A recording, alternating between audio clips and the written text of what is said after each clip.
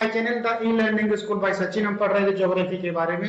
Last lecture में हमने cover किया था जो सी विंड्स आती हैं उनसे क्या क्या उनके एडवांटेज और क्या क्या उनके डिसएडवांटेज हैं, उसके बारे में हमने लास्ट लेक्चर में डिस्कस किया था। उसी में ज्योग्राफी में अब हमारा जो नेक्स्ट लेक्चर है वो है हमारा प्राकृतिक प्रदेश एवं जनजीवन विषुवतीय रेखीय प्रदेश के अंदर। तो लेक्चर 17 ज्योग्राफी का प्राकृतिक जो हमारे नेचुरल जो हमारे प्रदेश होते हैं, रीजन होते हैं, उनमें कैसा ह्यूमन लाइफ है उसके बारे में। तो चलिए शुरू करते हैं। हम जिस परिवेश में रहते हैं वहां चारों तरफ तरह तरह की क्या है, वहां पर चारों तरफ की तरह तरह की वनस्पतियां हैं, जीव जंतु, मिट्टी और जलवायु पाई जाती हैं। ये सभी प्रकृति से प्राप्त होते हैं। ये विविधताएं हमें भूदृश्य, प्राकृतिक वनस्पतियों, मौसमी दशाओं एवं भिन्न भिन्न प्रजाति के जीव जंतुओं के रूप में दिखाई देती है। विभिन्न क्षेत्रों की ये प्राकृतिक विविधताएं वहां के अक्षांश, समुद्र तल से ऊंचाई, तापमान, वर्षा, मिट्टी आदि द्वारा ये प्रभावित होती है। वर्षा, तापमान, आर्द्रता, वायु दाब की के दीर्घकालीन सम्मिलित रूप को जलवायु कहते हैं। जैसे कि हमने लास्ट लेक्चर में भी कवर किया था कि जो थोड़े थोड़े टाइम के लिए चेंजेस होते हैं वो क्या कहलाता है, वो मानसून या मॉनसून कहलाता है। लेकिन जो ये परमानेंटली मतलब जो एक तरह का वहां पर सीजन पाया जाता है वो जलवायु कहा जाता है। वहां पर वर्षा हो तो वर्षा होगी, टेम्परेचर इंक्रीज टेम्परेचर इंक्रीज है, आर्द्रता, वायुता, यानी कि ये लॉन्ग टर्म्स के लिए है तो वो जलवायु यानी क्लाइमेट कहलाता है। इस प्रकार जब किसी विस्तृत क्षेत्र में जलवायु, मृदा, वनस्पतियों में औसत एक रूपता पाई जाती है तो उसे प्राकृतिक प्रदेश कहते हैं। किसी प्राकृतिक प्रदेश में पर्यावरणीय भिन्नताएं बहुत कम होती हैं, जबकि दो अलग अलग प्राकृतिक प्रदेशों में ये भिन्नताएं बहुत अधिक होती हैं। प्राकृतिक प्रदेश की मृदा यानी कि जो उसकी मिट्टी है, वनस्पति, जीव जंतु, मानव जल जीवन को सबसे अधिक प्रभावित करती है। पृथ्वी को विभिन्न ताप कटिबंधों में बांटा गया है। ये ताप कटिबंध जलवायु को प्रभावित करते हैं।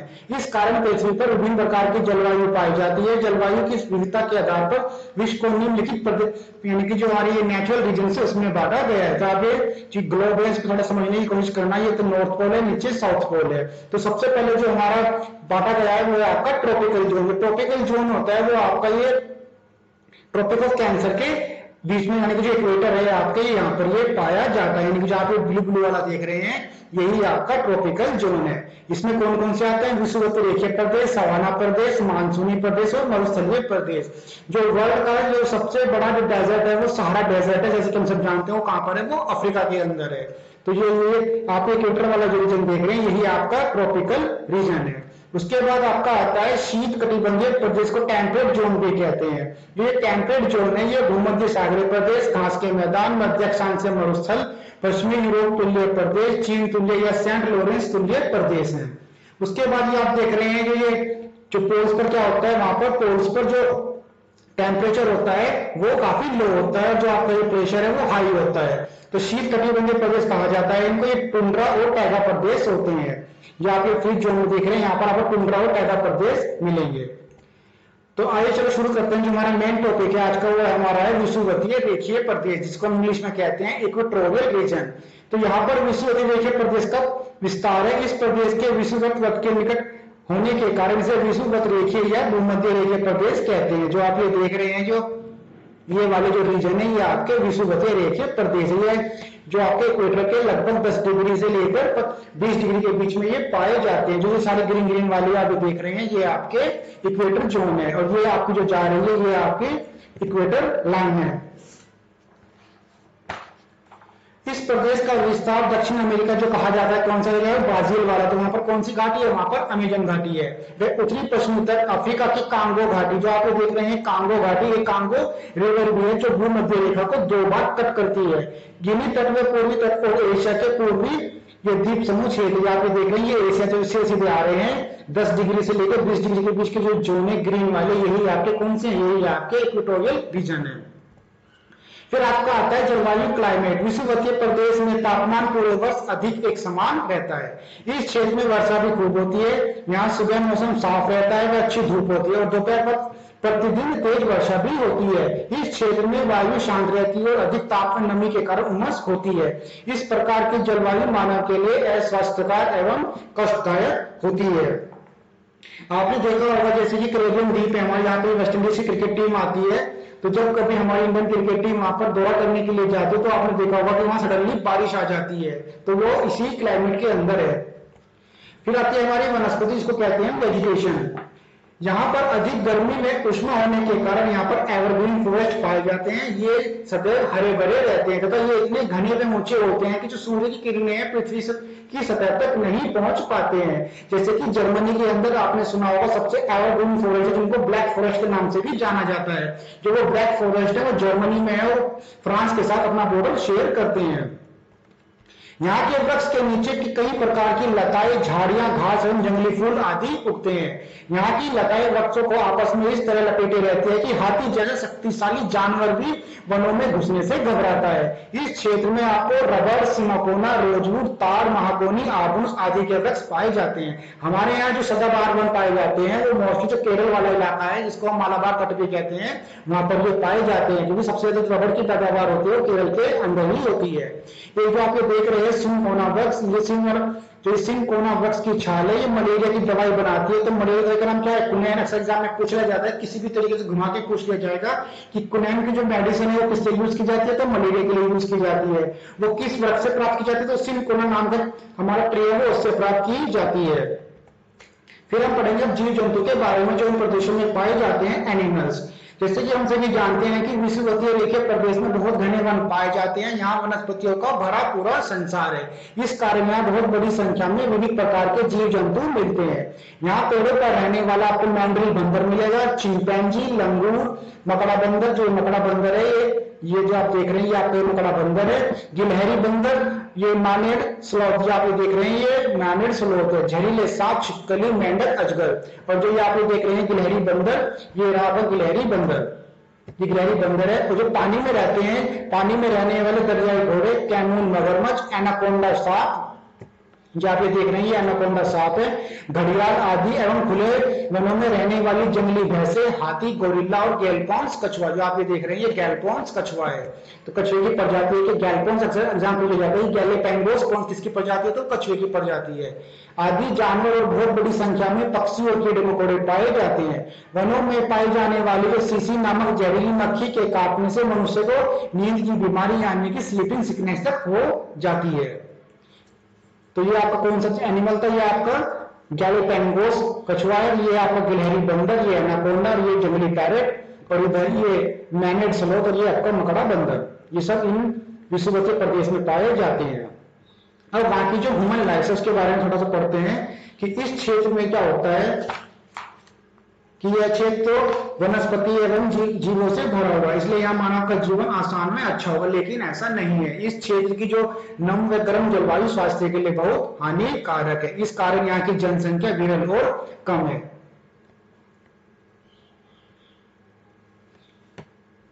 तो यहाँ पर क्या है, यहाँ पर जो आप देख रहे हैं प्रेशर यानी कि यहाँ पर वायु का दाब ज्यादा पाया जाता है, यानी कि ह्यूमिडिटी यहाँ पर ज्यादा है। तो ह्यूमिडिटी ज्यादा होने की वजह से नहीं, तो यहाँ पर क्या होगा, ये जो टेम्परेचर है ये आपका इंक्रीज हो जाएगा।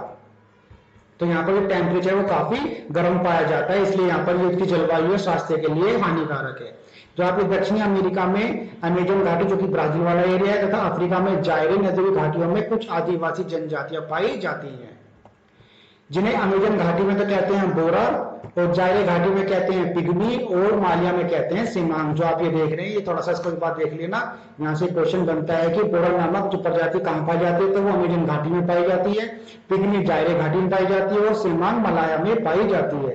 ये लोग छोटे कद, काले रंग, मोटे होठ, घुंघराले बाल, चपटी नाक और छोटी आंख वाले होते हैं। जैसे कि आप ये देख रहे हैं ये कोई शिकार करता हुआ आपको ये बोरा या पिग्मी जो है वो है। यहाँ के लोग मुख्यतः नदियों के किनारे बसते हैं, जिससे इन्हें पीने के पानी तथा जल मार्ग से आने जाने की सुविधा रहती है। ये पेड़ों पर मचान बनाकर लकड़ी व घास के घर बनाते हैं और इन्हीं घरों में निवास करते हैं। यहाँ के लोग भोजन हेतु मुख्यतः मांस पर आधारित हैं। ये लोग कॉफी, मक्का, कोको, अनाज आदि की खेती भी करते हैं। तो सबसे ज्यादा कॉफी कहाँ होती है? सबसे ज्यादा कॉफी जो है वो ब्राजील के अंदर ही होती है, जो कि दक्षिण अमेरिका वाला पार्ट है। और हमारे यहाँ कॉफी कहाँ सबसे ज्यादा? कर्नाटक के अंदर। पिग्मी लोग कमर से घुटने तक वृक्षों की छाल व पत्ते से शरीर को ढकते हैं, जैसे कि आपने टार्जन मूवी में देखा होगा। अमेजन तथा जायरे घाटी के लोग का व्यवसाय क्या है, वो लोग हंटिंग करते हैं। तो जंगली पशुओं का वो शिकार किस लिए करते हैं? मांस खाने के लिए, खाल व उनकी हड्डियों के लिए। तो मछली पकड़ते हैं किस लिए? मांस खाने के लिए, और तेल व चर्बी के लिए वो मछली का पालन या मछली को पकड़ते हैं। दूसरा जो उनका व्यवसाय है वो है वन वस्तु इकट्ठा करना। वो क्या करते हैं, जो कंदमूल फल होते हैं, केला आदि खाने के लिए वो उनको उनको जमा करते हैं। लकड़ी के लट्ठे मकान बनाने के लिए करते हैं वो, और तेल वाले जो ताड़े के फल हैं वो जड़ी बूटी बनाते हैं उनसे। हाथी दांत, जानवरों की खाल और जंगली रबड़ का वो दूध निकालते हैं। इन वस्तुओं को बेचकर वे अपनी आवश्यकताओं की चीजें खरीदते हैं। इसके बाद वो चलती फिरती खेती भी करते हैं, जैसे कि जंगलों में आग लगाकर कुछ भूमि साफ करना, साफ की गई भूमि पर खुरपी कुदाल से खेती करना, 4 या 6 वर्ष बाद भूमि का उपजाऊपन कम हो जाने पर दूसरी जगह की तलाश करना, दूसरी जगह पर फिर भूमि साफ कर इसी प्रकार से खेती करना। जैसे कि अगर आप झूम खेती देखना चाहते हो तो आपको कहाँ मिलेगी, जो हमारा जो नागालैंड वाला जो एरिया है वहां पर झूम खेती ही की जाती है। आपने देखा होगा कि वृक्ष कटाई के बाद जब हमारी फसल काट दी जाती है तो क्या होता है कि जो फुट से बच जाते हैं तो क्या करते हैं, उनको जला देते हैं। आपने कभी देखा होगा कि खेतों के किनारे किसान क्या करता है कि वो जलाता है पराली वगैरह को। और उस पर दिल्ली के अंदर वो भी चल रहा है कि जो हरियाणा वगैरह में घास फूस जलाते हैं तो वहां से सर्दियों में क्या होता है कि जो डस्ट हो जाती है पूरे उसमें, तो उसको लेकर भी काफी कुछ दिल्ली के अंदर चल रहा है। दक्षिण पूर्वी एशिया देशों में एक इंडोनेशिया है जिसको जावा द्वीप भी कहते हैं। अक्सर जब पूछा जाता है कि जावा द्वीप कहाँ किसको बोलते हैं तो वो इंडोनेशिया को बोलते हैं। ये भी अन्य विश्व क्षेत्रों से भिन्न है। ये भिन्न किस प्रकार है, क्योंकि जो यहाँ पर लावा की मिट्टी पाए जाने के कारण तथा तकनीकी विकास के कारण यहाँ के किसान वर्षों से खेती करते चले आ रहे हैं, इसलिए यहाँ पर जनसंख्या भी अधिक है। जबकि जो अफ्रीका और जो दक्षिण अमेरिका वाला जो विश्व के रीजन थे वहां पर लोग जो है आज भी आदि मानव के टाइप जैसा जीवन ही वो बिता रहे हैं, क्योंकि जो वहां के बार बार लावा मिट्टी नहीं पाई जाती लेकिन यहाँ पर पाई जाती है, तो इस वजह से यहाँ पर जनसंख्या भी अधिक है। यहाँ जो अदर खनिज वो भी पाए जाते हैं, जैसे कि बॉक्साइट, निकेल, तांबा, टिन, तेल आदि खनिजों को निकालने के लिए भी मशीनें लगाई गई है। अनाज उगाने हेतु बड़े बड़े फार्म भी यहाँ बनाए जा रहे हैं। इन सब के लिए जंगलों को काटा जा रहा है, जिससे पौधों व जीवों की अनेक प्रजातियां नष्ट होती जा रही है। यह स्थिति पर्यावरण के लिए बहुत हानिकारक है। ब्राजील संसार के विश्व के सदाबहार वनों का सबसे अधिक क्षेत्रफल और सबसे अधिक कहवा पैदा करने वाला देश है। तो एक क्वेश्चन आपको ये बन गया कि सबसे ज्यादा कहवा पैदा करने वाला कौन सा देश है, तो वो आपका ब्राजील है, अमेजन घाटी वाला। और ये सबसे ज्यादा जो सदाबहार वन पाए जाते हैं वो भी ब्राजील के अंदर ही पाए जाते हैं, जिसको हमने भी पहले डिस्कस किया था। अमेजन वो सारी की सारी यही है ब्राजील में। गिनी तट को बीमारियों के कारण सुएज निवासियों की कब्र कहा जाता है, यानी कि जो गिनी तट है उसको बीमारी वहां पर सबसे ज्यादा होती है, इसलिए इसको सुएज निवासी यानी कि जो गोरे लोग होते हैं उनके कब्र कहा जाता है। आज का जो हमारा होमवर्क है वो इसी से रिलेटेड है कि बोरा जनजाति कौन सी घाटी में पाई जाती है, पिग्मी जनजाति कौन सी घाटी में पाई जाती है, जावा द्वीप कौन से देश में है, और मलेरिया रोग से बचाव के लिए कौन सी दवाई प्रयोग की जाती है। Post your answer in comment section. ऐसे ही मोर लेक्चर देखने के लिए सब्सक्राइब करें the e learning school. Thanks for watching.